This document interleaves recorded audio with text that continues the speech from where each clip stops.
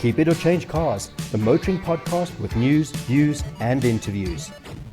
For regular followers of the show, you will know on numerous occasions we've mentioned there's one brand in South Africa that has universal following. And when I refer to universal following, I'm talking about male and female and all racial groups. And that incredible, standout, much-loved brand is BMW. Peter van Binsbergen, CEO, thank you for joining me in studio today. Thank you for having me, Michael. It's an absolute pleasure. So now, yourself, you're not quite new to BMW. You started at BMW just on 30 years ago, became CEO January 2021. How quickly has that 4 years gone? It's gone really quick. It's been a very exciting time. As you know, South Africa always has a surprise around the corner for you. So no pressure being CEO of BMW South Africa. No pressure, but a lot of fun. And it was actually wonderful coming back home again, because I spent a number of years outside the country working for BMW before coming back as CEO. Correct. Now, I think that's what we need to touch on. Am I correct in saying yourself, you are the first South African-born CEO of BMW South Africa? Not 100% correct. I'm the first South African CEO of BMW South Africa, but Okay. I wasn't born here. I was born in Zimbabwe. Fair enough. But you're a South African citizen today. I'm South African, correct. Zimbabwe, reclaiming him. Now, 30 years with BMW. Overseas, share with us a few stories. Okay, well, I began with BMW in 1994, fresh graduate engineer, literally. So I studied mechanical engineering. My dream was to become a designer somewhere in the car industry. I soon discovered that the fun was in sales and marketing, so I went and did an MBA. I can relate to that, by the way. Sales and marketing is what it's all about. That's where the pace is. That's Of where course, things of happen, course. right? So I spent 10 years here in South Africa, and then I was sent overseas to headquarters, to Munich, spent some time in Japan, spent some time back in headquarters, then in China, then back in headquarters, and 18 years later came back to South Africa as CEO. So it was a wonderful experience knowing the company as a very junior person and coming back to where it all started as CEO. So that's very interesting. And I've always said, if you're a police officer, you start as a constable, you become a sergeant, a warrant officer. That's how you should go up the ranks. If you don't know, and I say it respectfully, what it's like to start at the bottom, how can you as a CEO relate to your colleagues? Today, BMW South Africa, in the country, roughly how many staff? In the country, if you look at the entire company, so we're talking around 6,000 people 6,000. permanently employed by the company, but that includes production. That also includes our IT hub in Menlyn, Maine. So it's a very diverse company, let's say. Of course. Now, you and me, we are not dissimilar age. We grew up in the 70s and the 80s. When you think of BMW, Mercedes or Audi in the 70s and 80s, they had very few products. Where am I going with this?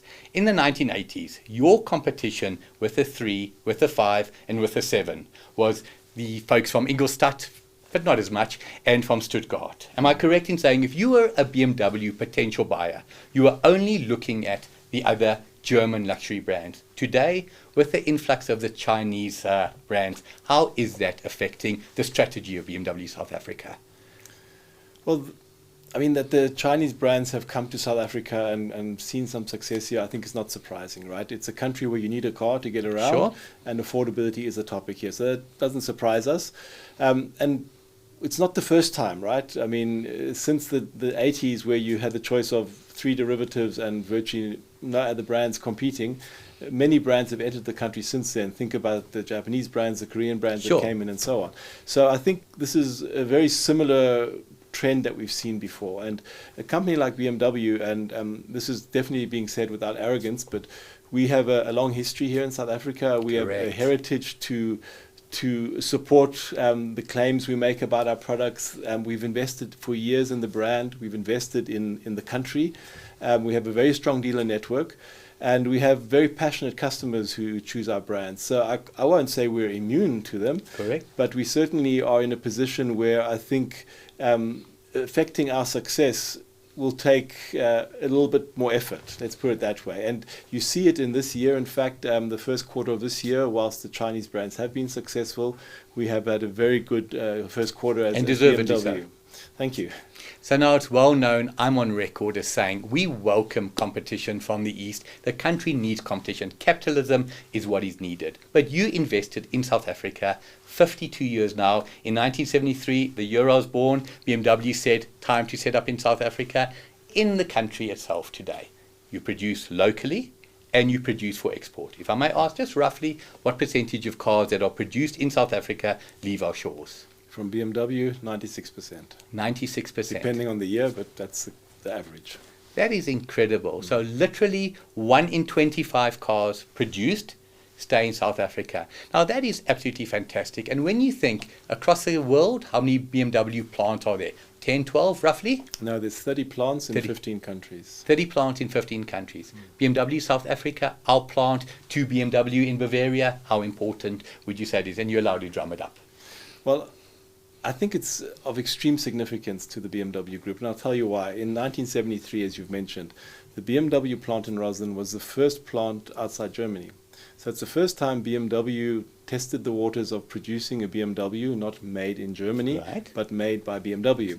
And it was so successful, in fact, that the globalization drive followed that. And I think we as South Africans should be very proud, because we proved to BMW and to the world that a BMW made in South Africa is as good as any other BMW, in fact even better, because we won the JD Power Gold and the JD Platinum Awards from Plant Rosslyn, which in one case said it was the best plant in Europe.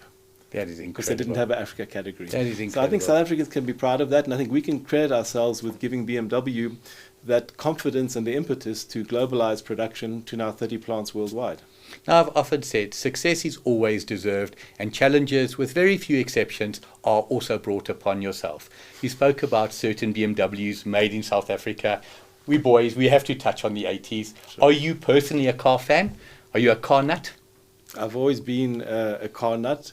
Actually, anything with wheels kept me busy. So from skateboards through to bicycles, cars, motorcycles, and I'm still a car nut today. You might think it's strange that your hobby is also your work, Yeah. but I love cars, and those cars from the 80s that you're referring to are very, very deep in my heart. Now, we've often spoken about what makes a brand successful, and I've used the analogy of English football. Liverpool and Manchester United will always be loved. I'm an Arsenal fan. I say it again and again. Nicky's a Liverpool fan. That's why he's not doing the interview today. But yourself, and I'm going to come back to why I mentioned that. Are you a football fan? I am. City. Man City. That's fine. That's neutral. No My problem. son's influence. Of course. But take Man United and Liverpool. Yeah. The reason they are so loved is they've got a heritage. Let's look at BMW in that category. Going back to the 70s, the 3-litre CSL, the BMW 530, going to the absolute standout years, the 1980s, the locally produced 745i, the 333, the 535i. What is it about BMW that they were so ahead of the competition in those years? Because they were ahead. There's no debate on that. We'd like to think we still are ahead of the competition, but let's go to those years. Yeah. I think we had a very unique time here in South Africa. In those first 20 years, so from 73 to the mid-90s, we produced cars solely for South Africa. Right.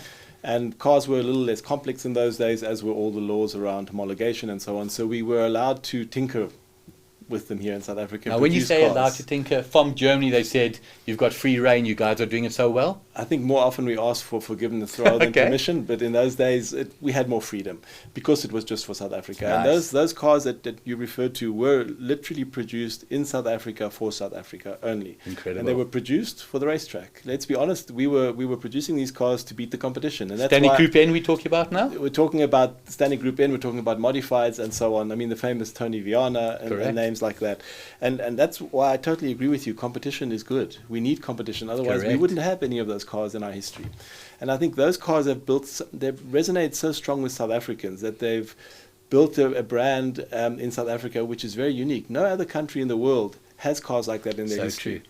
And I think those first 20 years have built a brand here in South Africa that is strong, that's loved, and you see it if you come to the M-Fest, right? Correct. We're going to touch on M-Fest because that goes to why I say BMW is so loved. What other manufacturer in South Africa has an event every 2 years specifically around the brand? Toyota, you are exceptional brand. Suzuki, you have Germany Day, but there is nothing like M-Fest. So I just want to go back to the 80s and early 90s. I'm not going to ask you about your car collection. Do you know why? Take a guess. Probably because they're all in pieces at the moment No. being restored. Because I don't want to be jealous. I can only imagine the beautiful old BMWs, 325IS or 325i Shadowline or the famous South African name. How do you pronounce it? Gusheshe. Absolutely. Now that people also don't realize was uniquely South African. Am I correct? Very much so. Yeah. And I had a chat to Grant McCleary, who was racing for the Opel factory, and his dad, the legendary commentator Roger McCleary, and they were telling me the story. BMW came out with a 145 kilowatt, and they had, I think it was called the Big Boss, and then you brought out the 155, and the competition just kept matching each other.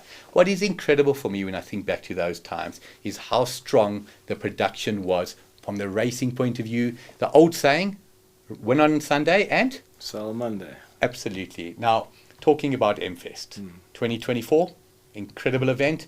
What does MFest mean to the BMW Group?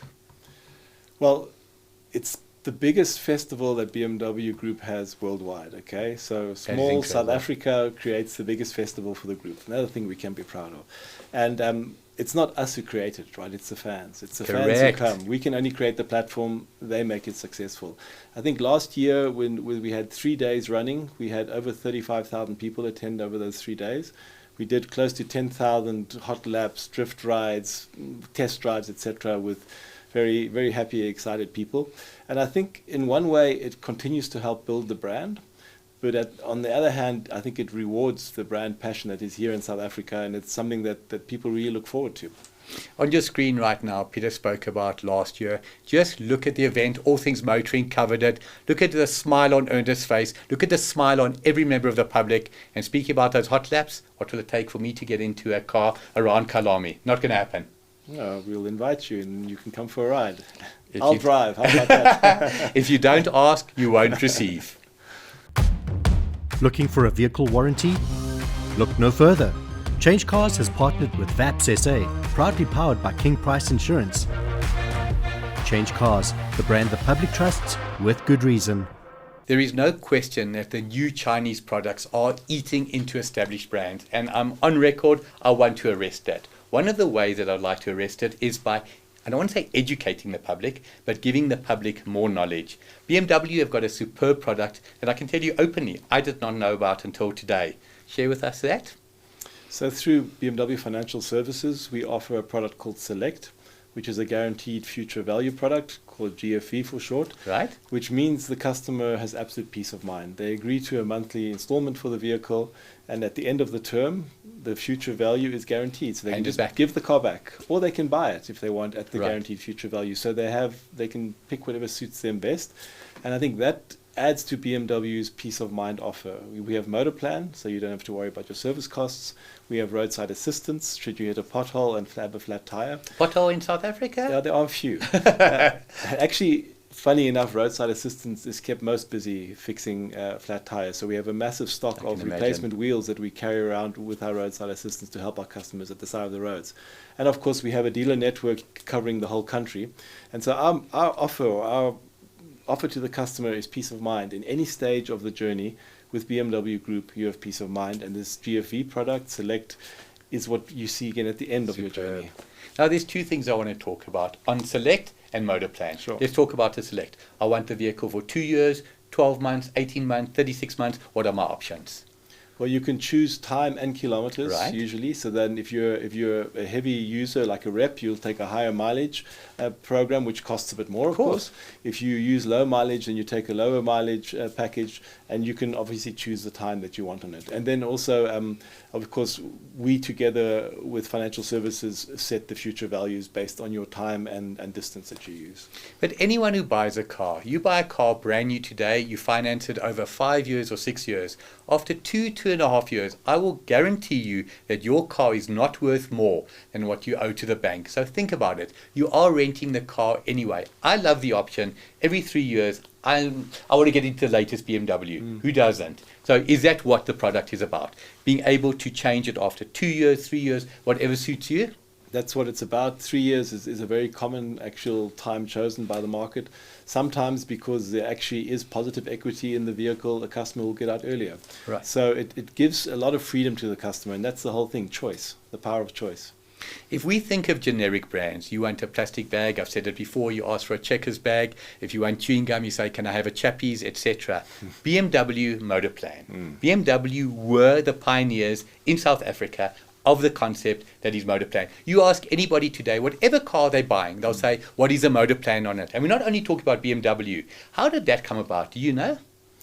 I don't know the exact history, but I do know in the mid-80s, BMW South Africa felt the need to start this journey of peace of mind. And of course, maintenance costs was one topic that was bugging customers at the time. Of course. So BMW said, hey, why don't we take away that pain and that worry and invented Motorplan. It started from the top down. It was first on 7 Series. And then in my time at BMW, we stretched it across the entire range. We had a wonderful ad running on TV here. Still, I remember when it became 5 years, 100,000 across all BMWs.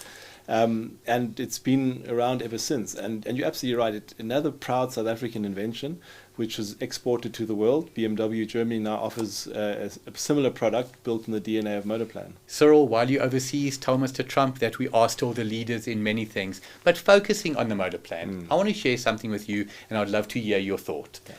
Often I get a call from a client. They've had the car since new.